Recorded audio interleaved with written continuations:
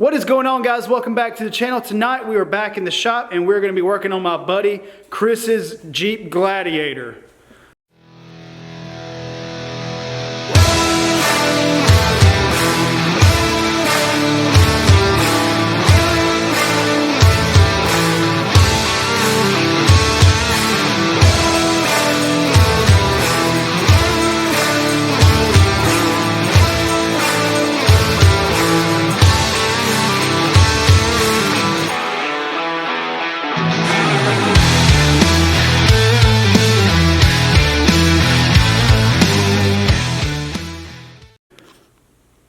So these are the parts that Chris brought me to install on his diesel Gladiator.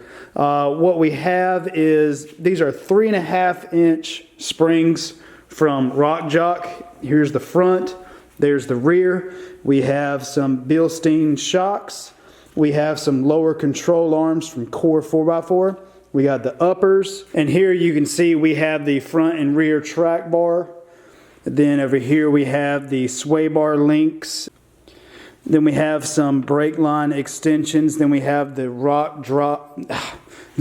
the Rock Jock bump stop spacers.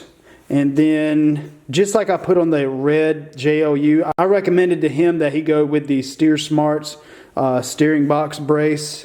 And of course we got all the hardware and everything like that. But like I've said in the past, before I start any build, I like to go ahead and get all my parts laid out.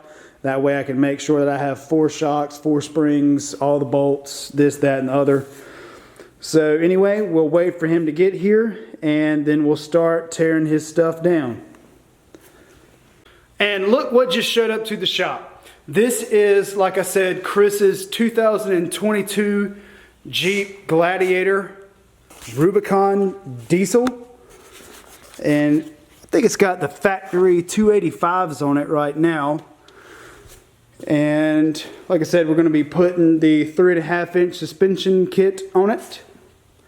I've already got it up in the air. I've already got all the other tires off, but I just kind of wanted to show you what it kind of looked like with just the little goober tires. It's got some pretty cool rock damage. I dig that. But yeah, it's like a factory diesel Rubicon. It's probably the most expensive Jeep I've had in my shop. But anyway, I'm going to go ahead and finish taking this tire off and we're going to start tearing this thing down. Alright, so I'm going to set y'all down right here. So what we're doing first, I've already loosened it up, is this front sway bar link. And that is a 18mm. And on the top bolts right here, I always just put a vice grip and not an Allen wrench, just because the vice grip's quicker and easier than holding an Allen wrench and trying to twist off that nut right there on the back side.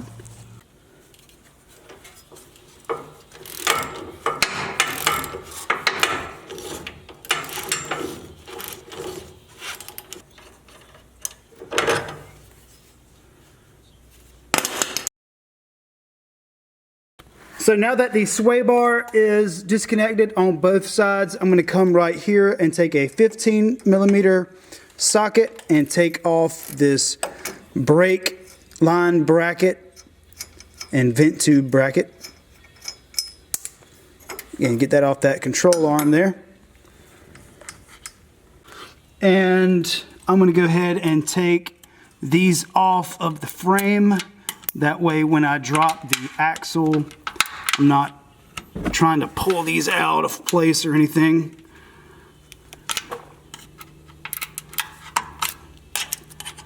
Yeah, and I'll take that out too. I believe that's a 10mm.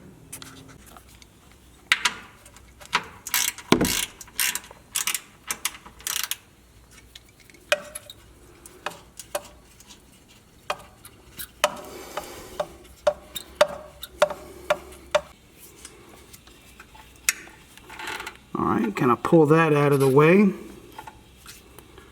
And like I said, all I'm doing is just making sure that I'm not putting too much pressure on this whenever I drop the axle.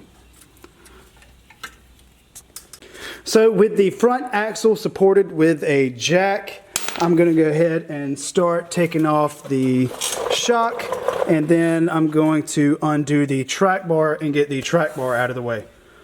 And these are 18 millimeters, top and bottom.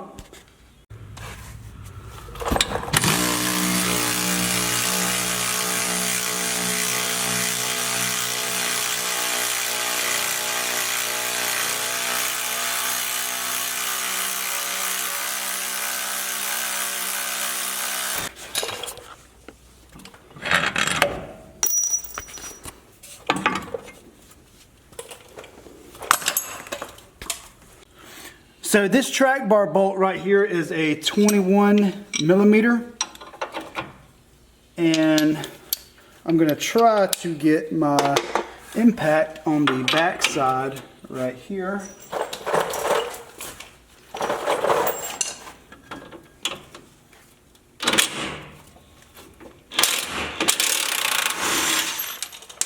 All right, just like that. All right, now I'm going to get the track bar off at the axle side, also with the 21 millimeter socket.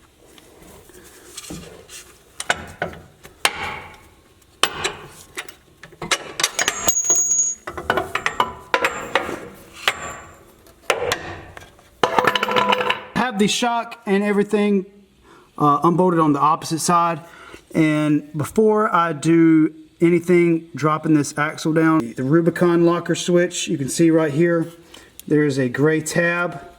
Kind of push that forward and pops right off. So kind of get that out of the way. And whenever I lower this axle down, I'm going to lower it down a couple of inches, and then I'm just going to go and check everything to make sure this bundle right here isn't getting tight or anything like that. So I'm going to lower the axle down and see where we're at.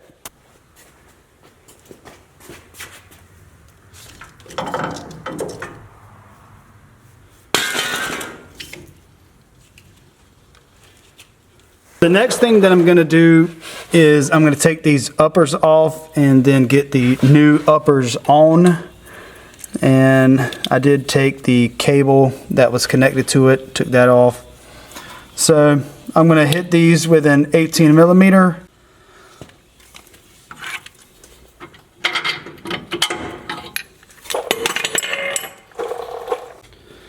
So here are the uppers that I will be installing, and I did go ahead and put those to 20 3/8 inches. And that's eye hole to eye hole on the, or that's bolt hole to bolt hole.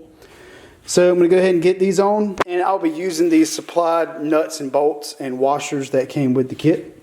Go ahead and slide this on in. I'm going to put my grease fitting facing down.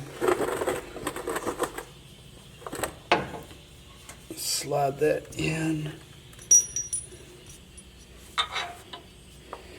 Come on.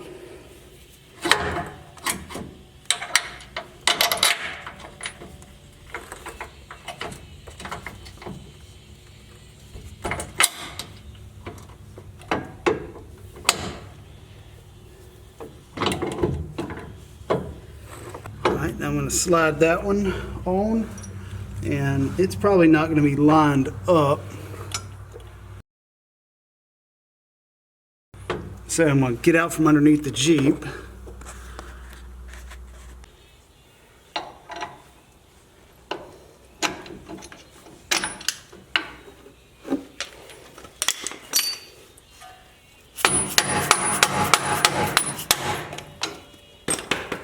So on the upper control arm mounts on the frame side, this is the factory nut.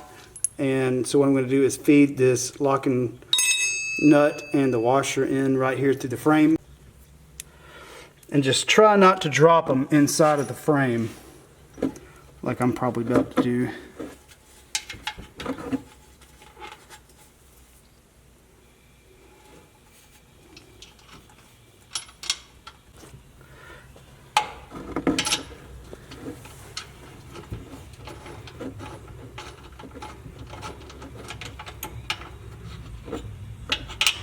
All right, so I have one upper on, and I'm gonna go to the passenger side and do the same thing. Now that I have the uppers on, I'm going to work on getting these lowers on. Look how good they look. They match. So these are a 21 millimeter, and so I'm going to zip those off with the impact. So this end is a 21 millimeter, and the nut on the back is a 24 millimeter. It's really convenient. Ooh, big washer.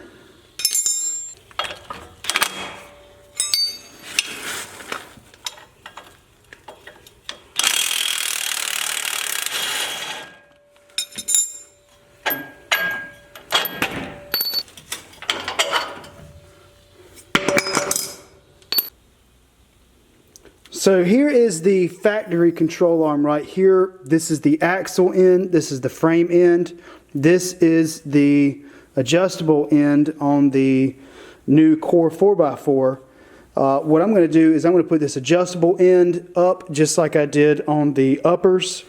And you can see on the bottom here, there is a grease fitting port. And there's a grease fitting port on the adjustable end there. And you can look right here of the curvature of the arm, and it kind of resembles the factory one, so that means I know that this one is how it goes on this way right here. And I did measure these out to 24.5 inches, just so you know. And I will be using the supplied grade 8 bolts and hardware. And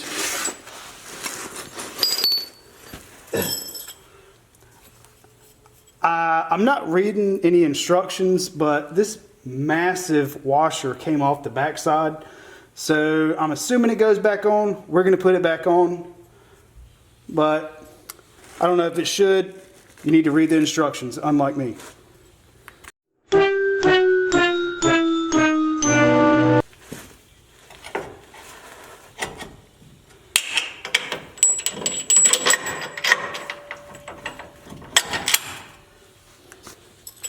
Big washer.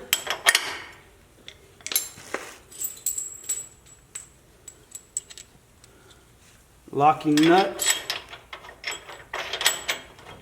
Alright, just going to keep that hand tight for now.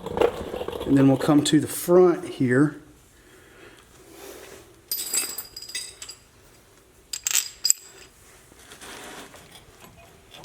Ow, finger.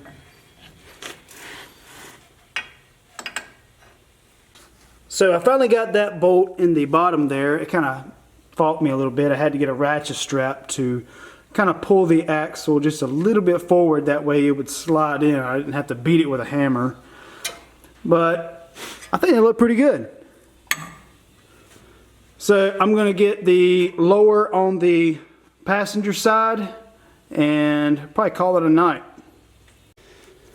I have all 4 control arms on in the front. I have everything just hand tight. I'm not going to torque anything down until I get it back on its own weight. So now what I'm going to do is test fit the coils. And I had to pick up on the passenger side of the axle because the drive shaft is resting on the cross member and it wasn't letting it droop far enough.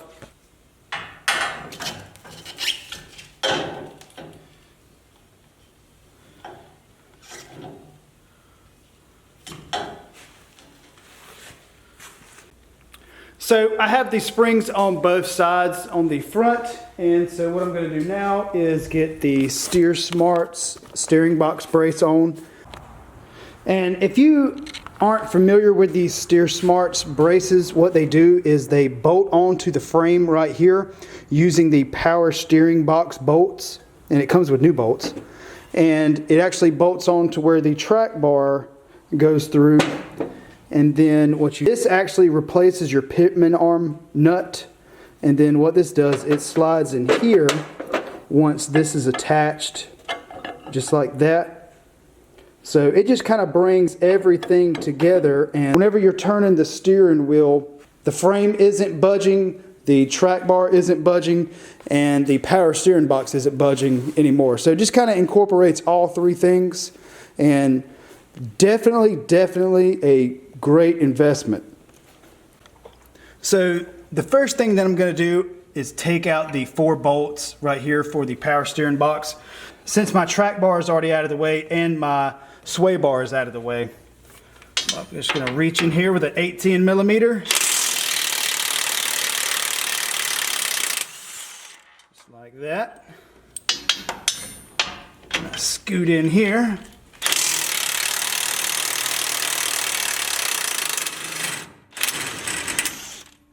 I probably could have done this with the spring out of the way and would have been a lot more efficient, but it is what it is.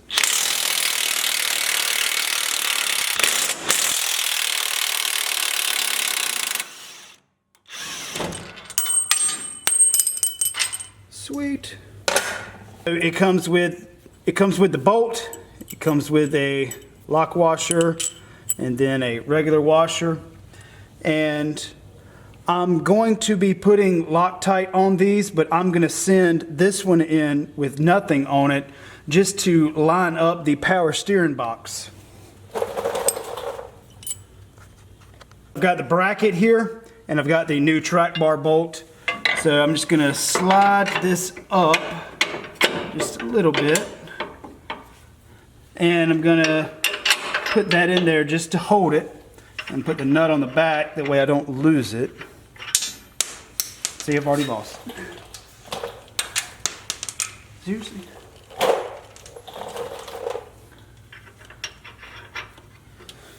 So now what I'm going to do is I'm going to take this bolt and send through. I will be putting Loctite on these, but on this one right here I'm not, just because this one is more or less just lining up the power steering box. So I'm going to reach in behind here, just kind of pick up on it. It's not that heavy. I'm just going to see if I can locate the hole. That looks like it right there.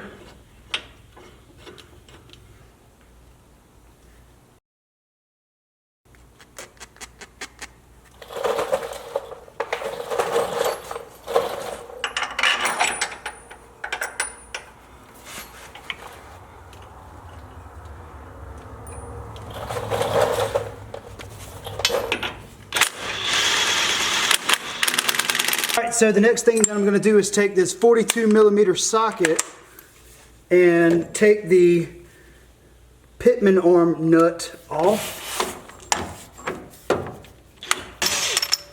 Huh.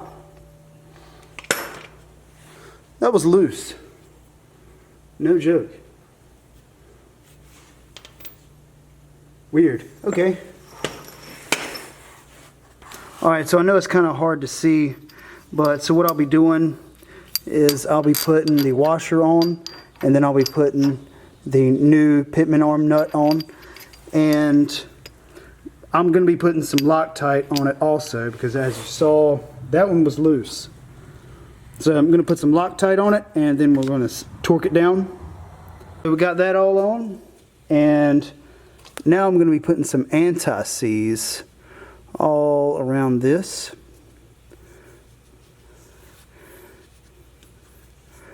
Good old anti-seize. It goes everywhere where you don't want it. Alright, so on this piece right here I have some anti-seize, and the flat side will be going towards the front of the vehicle, whereas that side will be going towards, that side right there will be going towards the back. So I'm just going to push that on. And I may have to tap it on. Come on, baby.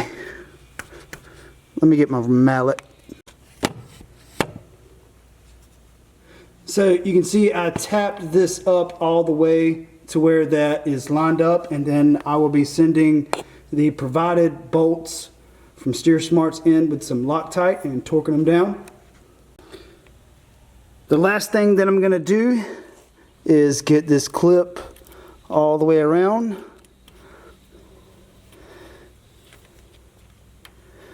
Just like that. Make sure it's seated all the way. And we're done, other than getting the track bar in. So the next thing that I'm going to do is get the front track bar on. And I'm going to measure this out to 34 1/4 inches.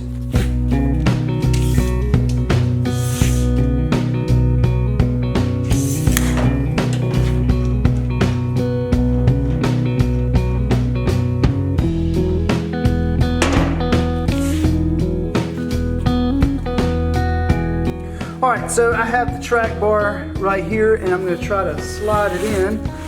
And I know I'm going to have to do some ratchet strapping just to get the axle center line, but still going to attempt it.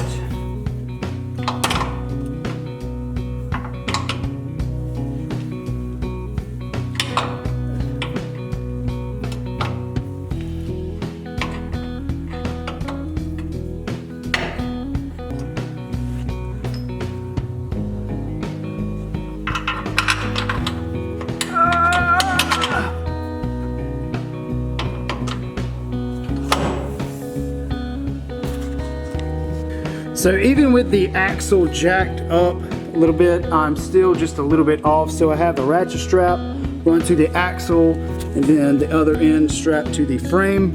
And I'm gonna tighten it up until this lines up just the way I want it. All right, I'm gonna tighten. Y'all let me know whenever it's lined up.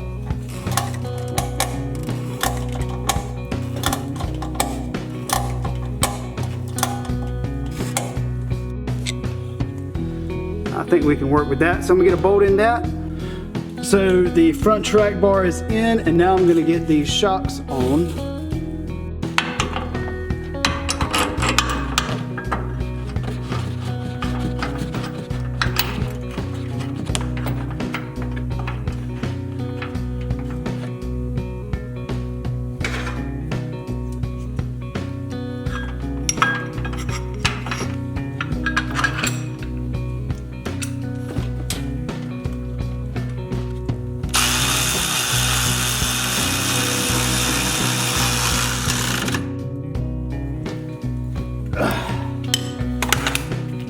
All right, so I'm gonna get the shock on the passenger side. You know what I forgot? The bump stops. Dang it. All right, so I pretty much have to take this all back apart. Oh man, I'm so stupid. All right, well, Alright, so I'll be taking all this back apart to get the bump stops in. Dang it, I forgot them. So these are pretty simple. All you do is get the coil spring out of the way, and you take the original bump stop, you take that out from this right here. You can pry it out with a screwdriver. And then what you do is you take this and you shove it back in there, and then this goes up like this. It does come with a bolt that you just drop in the top of the tube right here, and then you just kind of tighten it up with an extension, and then you got your new extended bump stops. All right, so you're gonna take the bolt, just kind of drop in here. Maybe that wasn't a good idea. Okay, so I did get it to fall through the bottom here. And so now I'm gonna take my extended bump stop and just screw this on. I'll probably have to get the socket on top there. So now I'm just gonna spin this on, and then we'll tighten it up and get the spring back on, and we'll be done with that. Alright, so I have everything buttoned up on the front here, and it looks like the only thing that I need to do is put in all my little grease fittings, and then I need to torque everything down. So everything on here is just hand tight, which is how I want it. I'm not going, like I said, I'm not going to torque anything down until I have the tires on and I have the Jeep sitting on its own weight. And you can see the bump stops here. They look pretty good. I hate that I had to take everything back apart, but such is life. So anyway, I'm gonna get started on the rear here. The rear is gonna be hopefully pretty simple. All I'm gonna do is just take the shocks off. I'm going to take the sway bars off, the track bar off, and put the new springs on. So hopefully I can zip right through that. So that literally took 2 minutes to get that little dinky track bar out, and those little springs and the sway bar links and the shocks. All right, so now that I have everything torn down in the rear, I'm going to try to get these springs on. And I'm just looking just to make sure that they have the same number on them. Well, this one doesn't have a number. Oh, yeah, it does. So I'm just double checking to make sure that there's not a right and a left side. They both have the same part number. Sweet. So I'm going to go ahead and get these in. So it's kind of hard to see up under here, but these are the factory isolators, and it does kind of have a pin, a little rubber pin to kind of alignment up. And so I'm going to put this on top of the spring and get everything pushed up in there. And I just want to make sure that this indentation in the isolator matches this right here. So it kind of sits just like that, all nice and pretty. And then this locating dowel will go up into the existing spot on the frame for the isolator. So something else that I'm going to do is I'm actually going to loosen up these 4 control arms. So I'm not replacing them, I'm just reusing them for now. But what I'm going to do is, so these have been torqued down with the axle at a certain ride height. So what I'm going to do is loosen them up, and then that way whenever I get the springs in and set it back down on its own weight, I can retorque them to where I want them to be, because they're obviously going to be at a different angle. And I've seen sometimes whenever you do that, the control arms are trying to get back to that certain angle that they were from the factory, and it'll prematurely wear out the bushings. So I'm going to go ahead and loosen all these up, and then the axle will actually come down even further. And so the nut is a 24 millimeter, and the bolt is actually a 21 millimeter.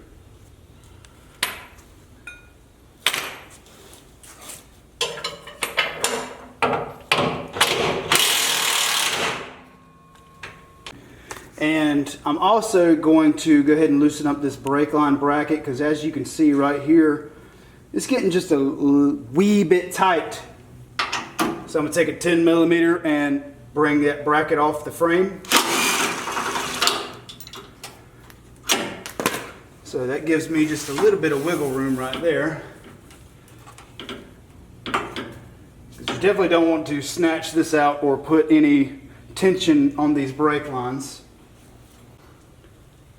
Alright, so I have the springs in, and it only cost me the feeling in my ring finger there.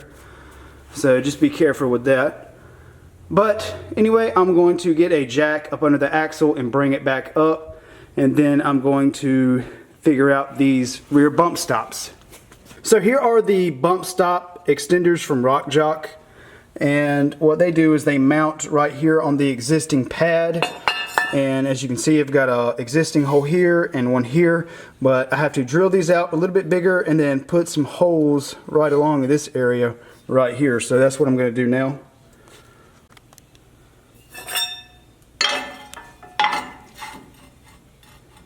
So I'm going to get this lined up as close as possible.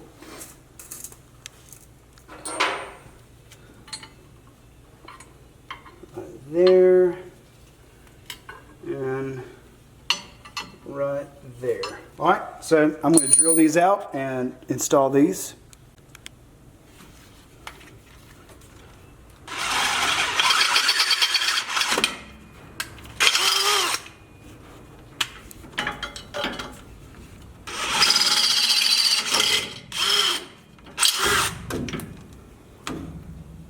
Taking this bracket and putting up here.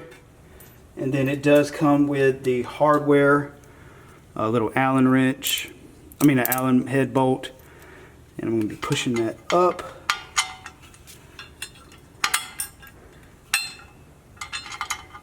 Actually, I'm going to be putting the Allen head down. That way I can use these holes on top to get the Allen wrench in there. And I've got a washer on the bottom. And then it comes with a little flange nut I'll be putting on.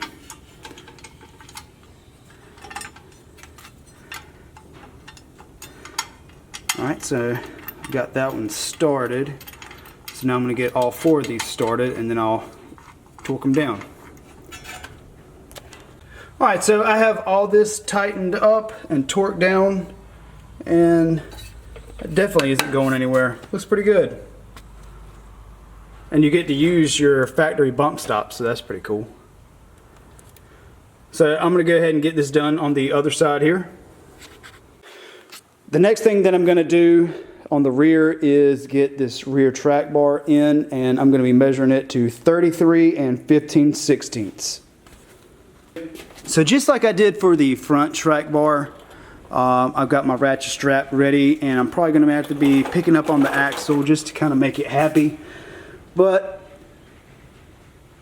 with the ratchet strap, it just makes it a lot easier for the bolts to go in, and you don't have to fight them or damage threads or anything like that. Alright, so here's the upper frame mount for the track bar.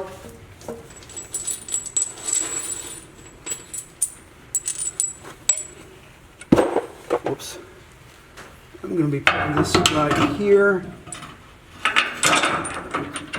Sending that in.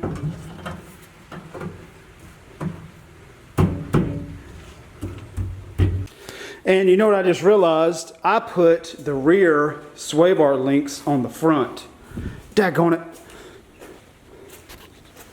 Alright, so now that I got that corrected, probably should have looked at some instructions, but anyway, so I've got the rear sway bar links right here. I'll be using the factory hardware on top and the supplied on the bottom.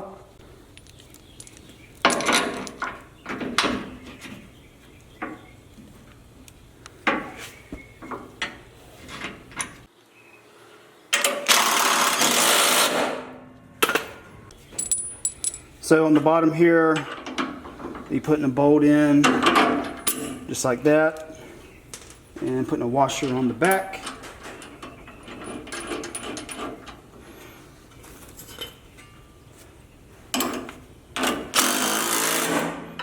Just like that. So now I will be putting the shocks back in, or I'll be putting in the new shocks.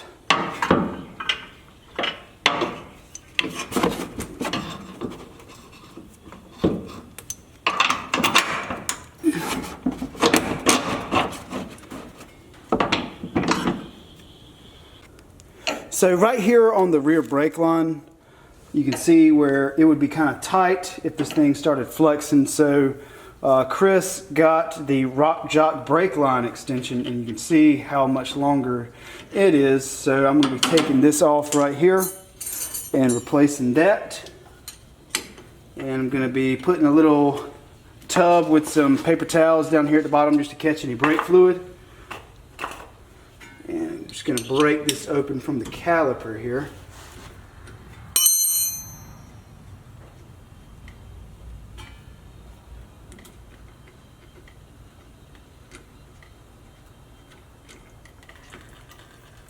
There we go.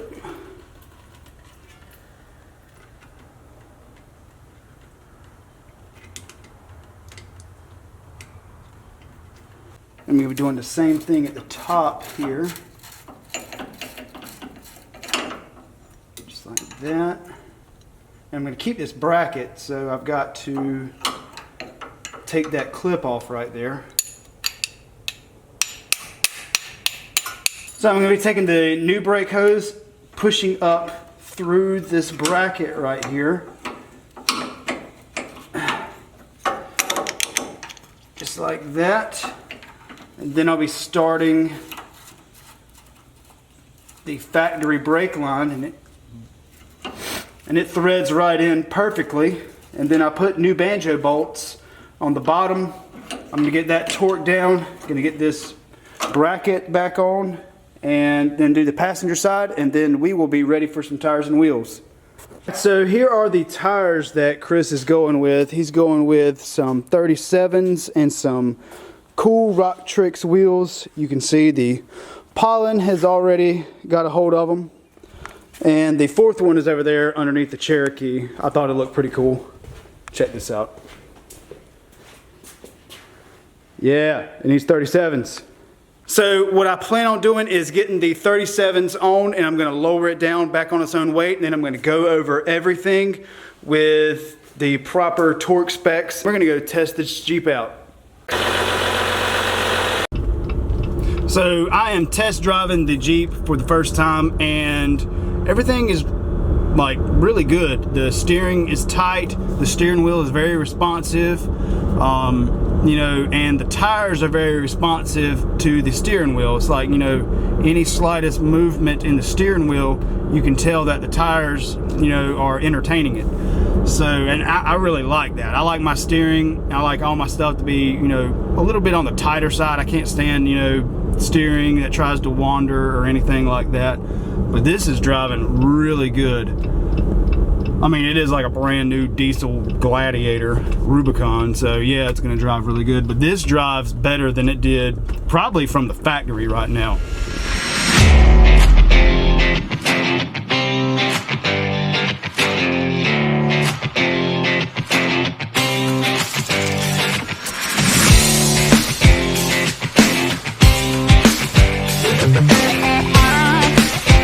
So I'm meeting Chris out here at the fairgrounds where we do the JeepAffair event, and look what's behind me. So we're going to be testing this thing out and seeing how it does off-road.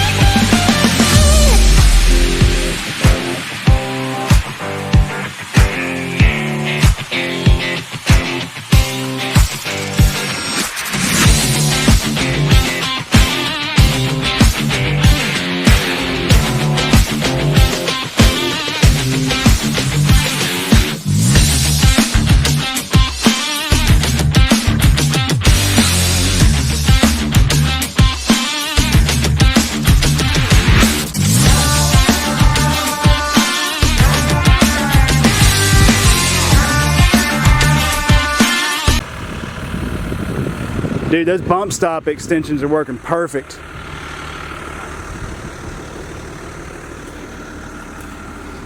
Let's check on everything down here. Yep, the bump stop on the passenger side is making contact. Brake lines aren't tight. There's no contact on anything up under the fender well. And everything looks good.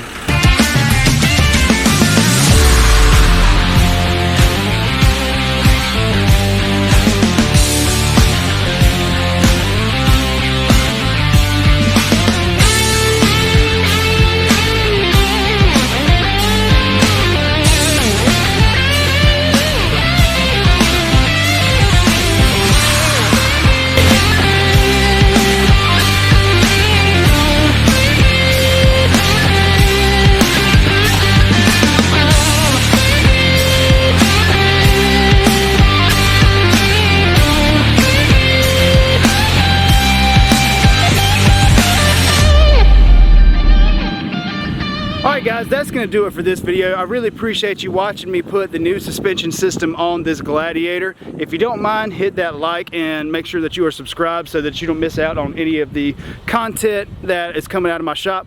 Anyway, I appreciate y'all watching, and we'll see you on the next one.